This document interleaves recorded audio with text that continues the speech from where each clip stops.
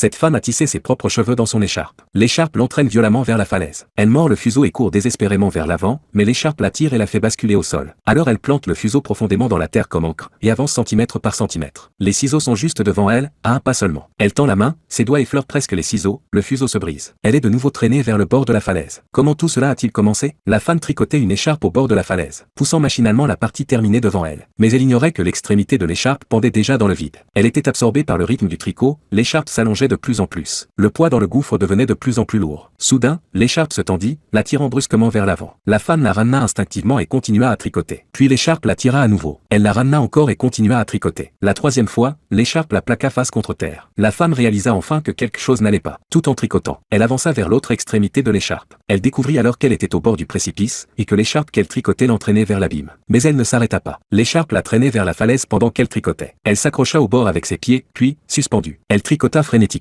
Elle essayait d'allonger l'écharpe pour gagner de l'espace. Elle réussit à remonter sur la terre ferme. Elle tricotait tout en reculant, mais la laine était presque épuisée. L'écharpe se resserra à nouveau, la tirant vers le gouffre. Elle lutta de toutes ses forces. Au moment même où elle allait tomber, elle leva les yeux vers ses longs cheveux, et c'est ainsi que commença la scène du début. Finalement, la femme planta le fuseau au bord de la falaise et remonta. Puis elle s'effondra au bord du précipice. Elle avait coupé ses cheveux avec le fuseau pour se sauver. La femme regarda la falaise. Ses mains esquissèrent inconsciemment le geste du tricot. Ce geste était gravé au plus profond d'elle-même. Elle se figea, regarda le fuseau dans sa main, puis le jeta dans le précipice. La femme prit les ciseaux. Cette fois, elle ne s'en servit pas pour couper quoi que ce soit, elle se contenta de se limer tranquillement les ongles. Elle avait enfin trouvé quelque chose de nouveau à faire.